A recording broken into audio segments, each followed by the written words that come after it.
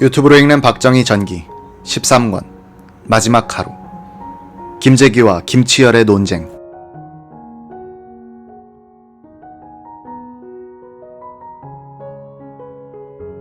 정승화 총장은 수도경비사령관에게 청와대를 외곽에서 포위하라고 지시한 뒤 이재전 경호실 차장을 전화로 불렀다. 정 총장은 자신이 취한 조치를 이 차장에게 알려주고는 육사 동기생 사이인 수도경비사령관과 잘 협조하여 충돌이 없도록 하라고 당부했다. 이재전 차장은 무슨 일이 일어난 것 같기도 한데 청와대는 조용합니다 라고 했다. 정승화 총장은 이런 이야기를 듣고 경호실이 가담한 조직적인 음모는 아니라는 판단을 했다. 정 총장은 자신의 회고록에서 이렇게 썼다. 이렇게 긴급한 조치를 끝내고 나서 나는 지하 벙커 내 총장 집무실 옆에 붙은 나의 거실로 돌아서니 노재현 장관, 김재규 부장, 합참의장, 연합사 부사령관, 공군 참모총장, 해군 참모차장 등이 걱정스러운 표정을 짓고 앉아 있었다. 나를 보자 다들 일어나 수고합니다 라며 주인 자리를 비켜주었다. 나는 순간적으로 박 대통령이 서거하여 권력의 공백이 생긴 시점에서 가장 확실한 물리력을 장악하고 있는 육군 참모총장의 행동에 민감하게 반응하는구나 하고 생각했다. 노재현 장관과 여러 사람들은 김재규 부장에게 상황이 어떻게 된 거냐고 묻고 있었다. 김 부장은 상황은 어떻게 된 것인지 잘 몰라도 각하가 돌아가신 것은 확실하다. 빨리 계엄을 선포해야 한다. 그리고 보안을 유지해야 한다. 초비상사태다. 적이 알면 큰일 난다라는 말만 되풀이했다. 이날 밤 김재규는 줄곧 계엄령 선포와 보안이란 두 단어를 반복한다. 자신의 대통령 살해 행위가 보완된 상태에서 계엄령만 선포되면 계엄사령관을 설득하거나 협박해서 사태를 장악한다는 막연한 쿠데타 구상을 갖고 있었기 때문이다. 이 구상은 보안에 실패하면 파국을 맞게 돼 있었다. 즉, 성패는 진실을 알고 있는 김계원 실장의 입에 달려 있었다. 정보부장 수행비서관 박흥준은 부장을 벙커 내 총장실로 안내하여 놓고 부속실에서 대기하고 있었다. 김정섭 제2차장부는 문간에서 왔다 갔다 하고 있었다. 밤 8시 20분쯤 김 부장이 박 대령을 부르더니 청와대 비서실장 댁에 전화를 걸어 나오면 바꿔주게 라고 했다. 상황실로 가서 전화를 걸었으나 실장은 댁에 없었다. 그대로 보고했더니 김 부장은 계속해서 전화해보라고 하는 것이었다. 박 대령은 무선 전화로 김계원 대통령 비서실장의 승용차를 찾았으나 응답이 없었다. 그는 상황실로 옮겨서 청와대 비서실장실로 전화를 걸었다. 김계원 실장이 전화에 나오더니 이리로 오라고 해 하고 그냥 전화기를 놓아버리는 것이었다. 박흥준은 노 장관과 함께 있던 김재규 부장에게 김계원 실장님께서 그쪽으로 오시랍니다 라고 보고했다. 장관과 부장, 총장 그리고 다른 장성들도 그쪽 상황도 모르는데 국방장관과 각군 총장이 청와대로 가는 것은 좋지 않으니 김 실장에게 다시 전화하여 이리로 오시도록 하라고 김정섭 차장보에게 지시했다. 김 차장보가 전화를 걸어 그런 뜻을 김계원 실장에게 전했더니 알았어, 내가 거기로 가지 라고 하는 것이었다. 이 통화 내용을 김재규 부장과 노재현 장관에게 보고한 지 몇 분 되지 않아 상황실에 한 중령이 총장실로 뛰어왔다. 합참의 상황실을 통해서 연락이 왔습니다. 김 실장님이 여기로 못 오시겠다고 합니다. 김재규 부장은 그럼 내가 전화하지 라고 하면서 옆방인 상황실로 갔다. 따라간 김 차장보가 전화번호를 돌려 비서실장이 나오자 부장에게 바꿔주었다.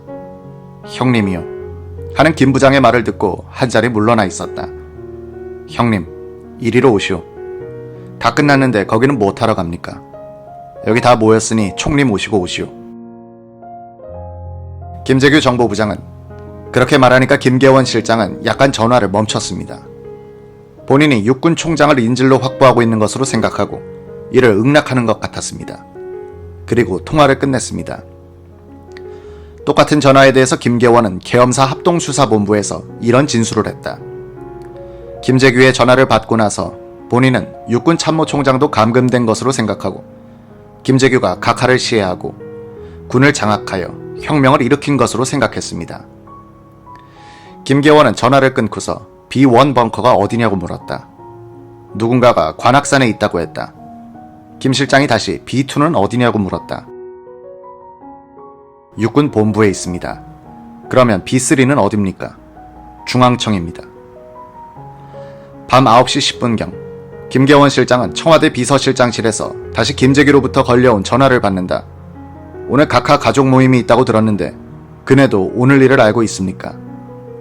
나한테 어디 계시냐고 묻지도 않았으니 알 턱이 없지.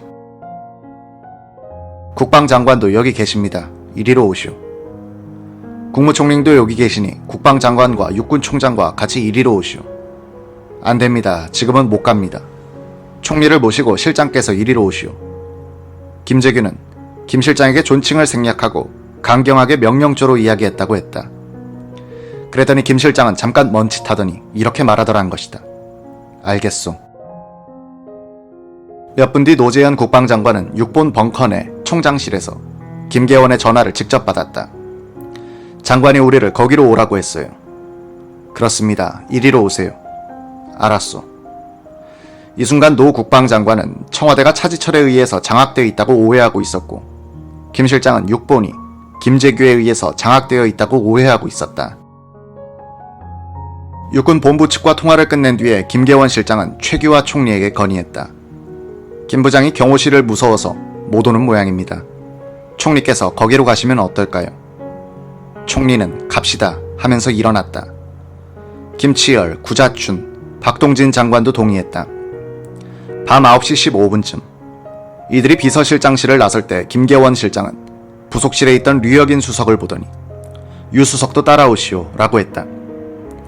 총리 차에 김 실장과 유 수석, 다른 차에 내무, 법무, 외무장관이 타고 육군 본부로 향했다.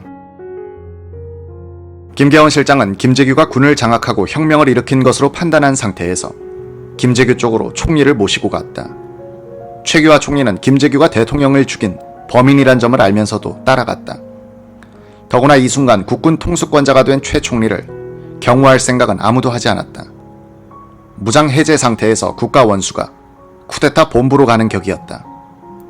이로 인해서 최규와 김계원 두 사람은 김재규에 의한 유혈 쿠데타가 성공하고 있다고 판단하여 이에 순응하는 태도를 취하고 있었다는 의심을 그 뒤에 받게 되는 것이다.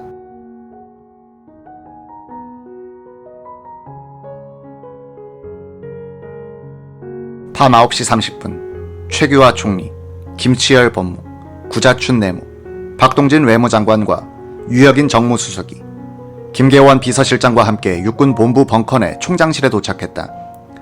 김계원은 많은 육군 장성급이 와 있어 김재규가 군을 장악하고 있는 것으로 생각했다는 것이다. 육군 본부 벙커에 김재규와 함께 도착해 있었던 김정섭 정보부 차장부는 군 검찰에서 한 참고인 진술에서 이렇게 말했다. 총장실에서 정보부장, 국방장관, 각 장관과 각군 총장, 합참의장, 유병현, 연합사 부사령관도 합석한 자리에서 김계원 실장은 대통령께서 유고이십니다. 총리 각하를 모시고 사태를 수습해야 되겠습니다. 라고 말했습니다. 군 외무장관이 유고라니 내용이 어떻게 되었습니까? 라고 물었습니다. 김 실장은 차지철 실장이 강경해서 문제가 일어났습니다. 라고만 대답했습니다. 각 부 장관들은 경호실 자체에서 일어난 사건인 줄 알고는 경호원들의 무장해제 문제를 거론하기 시작했습니다. 수도경비사령관이 책임지고 진압하고 경찰관들은 내무장관이 책임을 지고 잘 관장해야 한다는 이야기도 나왔습니다. 이 진술에 따르면 김계원 실장은 대통령 시해의 책임을 차지철 경호실장한테 뒤집어 씌우는 언동을 보이고 있다. 김재규가 동석하고 있는 데다가 군 장성들이 김재규에 의하여 장악되어 있다는 선입견을 가지고 있었던 김계원으로서는 그렇게 말하지 않을 수 없었을지 모른다. 김치열 장관도 육군 본부로 오는 차 중에서는 김재규가 쿠데타를 일으켜서 육본을 장악하고 있는 것이 아닌가 하는 생각을 했었다. 김치열 씨에 따르면 청와대에서 김계원 비서실장은 자신을 따로 불러 김재규가 잘못 쏜 총탄에 각하가 석어야 하셨다 라고 알려줬다고 한다. 김계원이 정보부장으로 있을 때 김치열은 차장으로 있었기 때문에 이런 정보에 공유가 가능했던 것으로 보인다. 김치열 장관은 육군 본부 벙커에 들어와서는 곧 김재규가 군을 장악하지 못하고 있으며 장성들은 범인이 누구인지도 모르고 있다는 판단을 하게 됐다. 벙커 내 총장실에서 앉다가 보니 김 장관은 김재규와 마주보게 됐다. 김재규는 살기등등하면서도 초조하게 보였다. 그는 연신물을 마셔대고 있었다. 김재규는 말했다. 지금 각하께서 돌아가셨습니다. 전방 경계를 강화하고 이 사실을 최소한 48시간 국내외에 비밀로 붙여야 합니다. 그리고 비상계엄령을 선포해야 합니다. 미국에도 비밀로 해야 합니다. 김치열 장관이 물고 들어갔다. 어떤 이유에서 48시간이나 보안에 붙여야 합니까? 북괴의 남침 위협 때문입니다. 내가 생각하기로는 그런 보안은 불가능할 뿐 아니라 사태 수습의 방안으로도 현명하지 못합니다. 미국에서는 이미 알고 있을지도 모르며 국민들에 대한 정치 도의상 예의가 아닙니다. 북괴의 남침 위협이 있다고 하셨는데 그렇다면 출동 준비가 있어야 하고 그러니까 오히려 미국에 알려야 효과적인 대비책을 세울 수가 있지 않겠습니까? 김치열 장관의 이 반론에 박동진 외무장관이 편들고 나섰다. 미국 측의 휴전선의 경계를 강화해달라고 요청하기 위해서라도 조기에 사태를 통보해야 합니다. 우리가 미국 측에 보완을 요청하더라도 그 사회의 체질로 보아 당장 언론에 전달돼 사건 발생 사실이 외국 언론을 통해서 국내로 들어오게 된다면 국민들이 정부를 어떻게 보겠습니까? 몰리는 입장이 된 김재규는 격앙된 목소리로 난 김 법무의 의견과 생각이 달라요 라면서 화를 냈다. 김치열 장관은 맞은편에 앉은 김재규가 권총을 뽑아 쏠 것 같은 기분이 들었다. 이 무렵 김성진 문공장관이 벙커로 들어왔다. 기자 출신인 김 장관은 이날 밤의 체험을 생생히 기억에 담았다. 총장실에 들어온 김 장관은 방 안 공기가 너무나 긴장돼서 말을 붙일 수가 없었다. 윤자중 공군참모총장에게 지금 무엇을 하고 있는 중이냐 라고 물어도 그는 대답을 하지 않고 보고서도 모르느냐 하는 눈치를 보냈다. 김치열 구자춘 장관이 상황을 자세히 설명하라. 범인이 누구냐. 무턱대고 계엄령을 선포해야 한다는 말만 하지 말고 그 자리의 상황을 자세히 얘기하라고 덤벼들고 있었다.